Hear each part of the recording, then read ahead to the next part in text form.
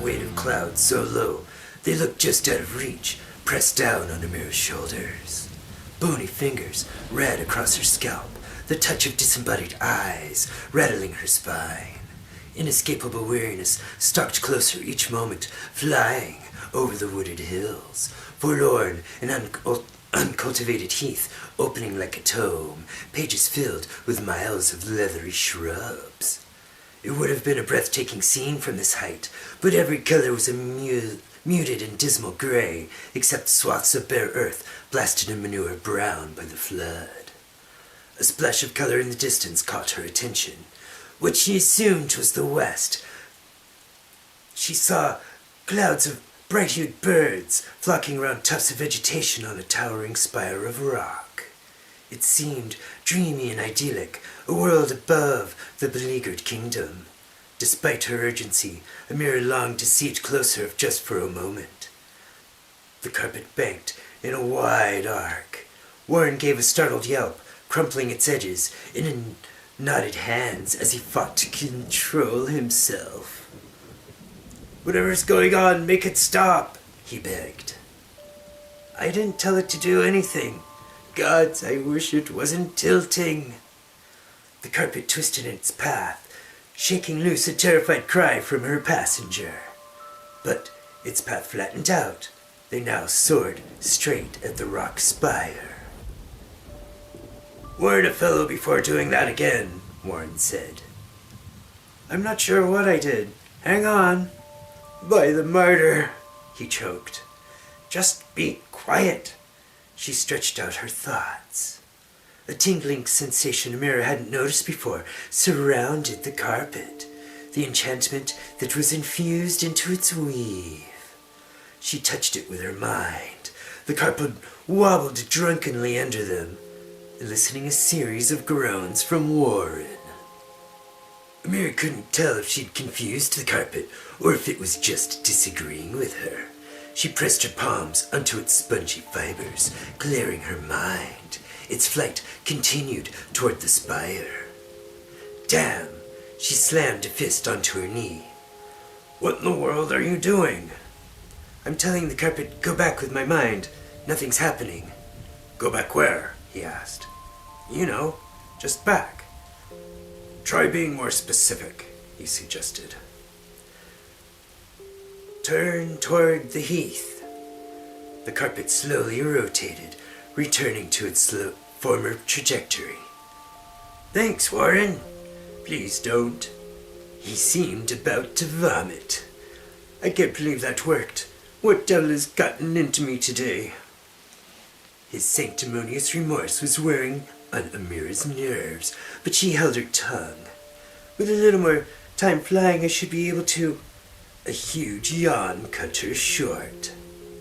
Her stamina evaporating, soon she wouldn't have enough to keep her eyes open, let alone stay awake. Her head bobbled on her shoulders, dragged forward by its own weight. Double images swirled in her blurring vision, a secluded flash of watery gray peeking between ridges of a ringed, wooded mound. "I'm heading to the lake," Amira said. "I hope I don't crash. Again, I mean." She flapped a listless hand. "Go that way, carpet." It tilted forward, launching into a dive. Amira's heart jumped, the wind whistling in her ears. The land shot at them and was gaining speed rapidly. Black spots swam in front of her. Warren shouted prayer to the martyr, an incoherent buzz. Pine boughs whipped her skin, her own cries of pain jostling her from her stupor. Bursting from the trees, the carpet smashed down on a pebbled shore, jarring Amira's spine. Sky-dark waves lapped impatiently beside them. The nauseating sensation of unseen eyes hunting her vanished, their attention drawn elsewhere. She swooned, incapacitated in a half-dream, ghost thin and fading from existence. Warren's frantic footsteps rattled loose stones. He jumped off the carpet like it was on fire to pace in tight circles as strength seeped into her limbs. The former priest wrung his hands, nearly hyperventilating. Amira sat up, a cavernous rumble shaking her belly. She maneuvered her backside onto a driftwood log. How far do you think Tyne is? Warren's expression brightened. If my church is here, he said, jabbing the air, and we traveled roughly 5 miles, we'd be here.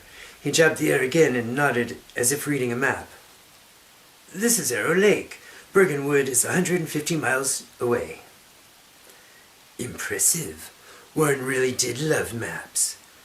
Not to mention the fact he sounded like he had a really amazing sense of direction. Still, Amira frowned. Her strength wasn't returning as rapidly as she hoped. She suspected Zazmaluk gave her only enough food and water to keep her alive while under the effect of his sleep spell. She barely had any strength to recover. Do you have any money? She asked. Warren patted his pockets. Not even a half talent. Can you forge something to eat? You'll find that's something at which priests of the martyr are not very skilled. Amira returned to the carpet. This is going to be one long trip, then. You're rested enough? Rested as I can be without food in my belly, she replied. Warren settled behind Amira. The carpet gave an eager shimmy as she activated it with a mental command. An overbearing presence moved like a frosty wind across her shoulders, the unseen eyes searching blindly for her. She shivered uneasily, struggling to focus her will. The carpet launched over the countryside. Deferring to him when he'd correct their course, she stopped to replenish her dwindling stamina, often as the day wore on, her rumbling belly bending her double. The carpet lurched abruptly, caught by a hot updraft. The clouds evaporated, stars flaring to life across a twilit sky dominated by Kiri's, round as a pregnant belly. Sunset faded on a crimson horizon. There's Bergenwood, Warren said. The forest was a dark smudge in the distance. Guiding the carpet by thought the last few leagues, Amira swooped down, skimming the treetops. Familiar, dilapidated battlements poked above them, barely visible in the dimming light. A brief smile flickered across her lips. That's where I live with Doric. An antique tower? Warren cocked his head, every bit a dog encountering what he didn't understand. But it's not on any of my maps. My master says it is very old. It must have been built when this was still beyond the frontier, some forgotten cost or Dagonese stronghold or something. Warren rubbed a hand on the back of his neck. Wait a minute. Doric isn't your father? Amira cleared her throat. He's a wizard. His eyes narrowed. He may have kidnapped you, like that sorcerer. He maybe even killed your parents. Doric would never kill anyone. How else can you explain your dwelling with him? 13 years ago, he heard fighting near the tower. He rushed out, but found nothing but a baby swaddled in a white blanket. Me. He's been a father to me since. He arched an incredulous eyebrow at her. Doesn't that sound just a little suspicious? Mages can't be trusted, you know. Like it or not, you're a mage too, remember? Their determined gazes met. He lowered his eyes. I'm sorry, he apologized. Until now, my knowledge of them has been less than positive. Exhaustion was a heavy chain hanging on Amira. She brought them in a smooth spiral in front of the tower and stumbled up to the weathered gate. It was closed. A thought struck her with a force like an avalanche. When fleeing the sorcerer, they'd left it open. Piled in a dense patch of grass beside it were goods spoiled by the flood. Amira swallowed a lump forming in her throat, ice creeping down her veins. Warren noticed her freeze like a startled deer, his eyes darting as if expecting attack from hidden foes. What is it? He whispered. Zazmaluk may have claimed to the tower as his own, she hissed back. Doesn't matter. I mean, I killed the man. I don't think you did, but whatever magic you used may have sent him home. Warren scrunched up his face, confused. Wasn't it obvious? Her head tilted meaningfully toward the tower. He gasped with sudden understanding, and she put a finger to her lips. Other than him sputtering like a nervous kettle, everything was quiet. I'm sure everything is fine. Even she was struck by the insincerity in her voice. Stay here and guard the carpet just in case. Amira pulled against the gate. It was latched, but unbarred from within. She opened it slowly, while pulling upward to keep the rusted hinges from squealing. Darkness and silence heavy as a crypt reigned. She waved Warren forward. Then a muffled bump came from inside. Something, or someone, had moved on the second level. She flapped a frantic hand. Warren crouched behind a bush. She tiptoed over the creaky floorboards and slunk halfway upstairs, peeking. A disheveled figure puttered around the bedchamber, muttering under his breath. She rushed forward, wrapping her arms around his torso.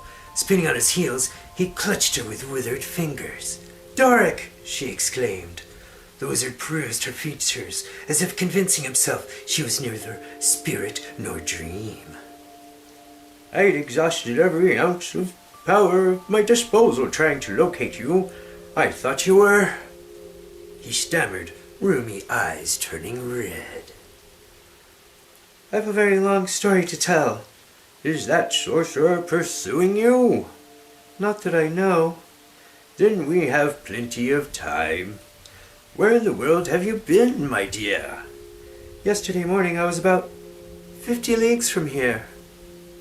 Oh, well. Did you say 50? That's quite some distance. There were a few unexpected results, regarding my escape. Amira took the wizard's arm and led him downstairs, explaining as she went. When they reached the gate, there was a rustle of leaves and a flash of brown in the bushes. Warren yelped, jumping from his hiding place. Amira's goat wriggled in his arms as if having leapt into them unexpectedly. He set it down, staring with a horrified expression, as if the old man might burst into flames at any moment. Amira scooped the goat into her arms, nuzzling it. I think I need to think of a name for you. She turned to Warren. This is my guardian, Doric. The wizard bowed. Thank you for saving Amira from that vile rogue of a sorcerer. Warren eyed him suspiciously. You're not angry with me? Doric flashed a toothy, bemused grin. Should I be? Warren brushed fur from him, guilt strangling his voice. You do realize was a martyr priest? I gathered that from your clothing, Doric said. Don't wizards despise clergymen? Warren stammered. The old man hugged Amira to him. You both must be hungry. Come inside. They followed him in. He went on, declaring, Young man, preceding my voyage to Crescentia, I was a priest of Ostrom in the Domum Regulus, and before that I taught at the Universitas Divinium Scientia, Laconium Noble House and Seminary School. Warren clucked his tongue. You should know better than to say such things. I have studied, you know. Doric gestured to his robes, embroidered runes and symbol frayed but visible. These are priestly vestments, my lad. Well, the remnants of them, that is. The only Laconian god is Madon, he argued. And I'm Laconian by birth, whereas you are only by blood, Doric snapped. You know little about your religion and less about wizards. We have many gods. Christians aren't allowed to know about them, however. Ostrom is only one of our gods of magic. Doric straightened proudly. I am a priest of his. If all of this is true, muttered Warren, why emigrate where being a spellcaster could get you killed? Doric gave a haughty sniff. I retired here for the climate. Witchcraft and magic were outlawed after I arrived. Missionaries who, I believe, deliberately misinterpreted Maon's servants converted King Jedwin's father to their authoritarian cult, and he declared it the state religion to be followed on pain of death. But you know that. Yet, with my fortune spent traveling here, what choice had I but to dwell in hiding from fear-mongering zealots? Oh, no offense, my boy. Warren mumbled something. It was too quiet for Amira to hear. Pangs twisted her empty belly. Let's get something to eat. She sat at a table and tore into a half-stale loaf of bread and some bits of dried meat, handing the rest to Warren. No banquet she could imagine would have tasted better, especially when washed down with the last drops dipped from a barrel of brown ale. Yeah, that sounds good. Doric, she sucked in breath between bites. You didn't tell me about... Why didn't you tell me about my focusing magician's power? The wizard choked on his ale. When didn't I talk about it? Must not been to me then. Oh, that memory of yours. The old man heaved in slow, deep sighs and threw up his hands, shrugging in Warren's direction. I haven't in all these years been able to determine why it's so terrible. Hey! Amira yelped. I'm sorry, my dear. Either that or you just don't listen. But I swear your memory is cursed. Amira gasped. Cursed? In regards to anything magical, he said. Why else are you incapable of learning even the simplest spell? Everything about you tells me you should be able to perform magic easily, yet never could keep my lessons in your head for some reason. Nor spiritual subjects or cosmic laws beyond simple physics, though that's a coincidence. Still... Doric rubbed his chin pensively. Cursed, though? By who? And why? She pushed away her plate, belly still grumbling, and slumped into her chair. I don't even know anyone who could have cursed me. Not now, perhaps, Doric said, but you'd glaze over and have no recollection of what I'd taught you. A few times you fainted, and were always stricken by horrendous headaches. Doric, Amira thought back. Pain slammed into her, the space behind her eyes exploding. She pressed knuckles to her temple. The piercing whine in her ears grew too loud for her to think. Amira? She shook herself, jolted awake on her feet. I guess I dozed off? Warren and Doric were staring at her open-mouthed. Is something wrong? Doric clucked his tongue. What were we discussing, young lady? I don't know. Sickness settled in Amira's guts like cold lead. The subject was how you could forget you amplify quintessence, he said, turning to Warren. This is what I mean when I say she has memory problems. Quintessence, thought Amira. Sounds familiar. Her head throbbed. Maybe I do have memory problems. Slow down a moment. Warren looked confused as Amira felt. Doric said, caressing his spellbook like a cat. Sometimes I forget not everyone is a student of thaumaturgy. He sighed in frustration, adding, The science of miracles and magic, lad. Quintessence powers them, the primordial stuff from which the Titans built the cosmos. You realize what that means, of course. Crescentians aren't allowed to, remember? Warren replied. She's a living dynamo enhancing the ambient magic of the area she's in. That's why I raised her in solitude, quietly utilizing her ability to fuel my research and magical experiments. You, more than anyone, should know what would have happened if she were discovered by others. To tell you the truth, I'd given up on her having the talent to perform magic on her own. I can't, she insisted. Piloting the carpet proves otherwise, Doric replied, and I couldn't be happier. That's easy. Amira straightened her posture. It just takes practice. I wonder if Zazmaluk thought so. The sorcerer's words echoed in her thoughts. Did you cast spells to hide me? Certainly not that I recall. The wizard wiped a sleeve across his lips. You returned at a most auspicious time. The grand conjunction is tonight. We'll watch it from the battlements.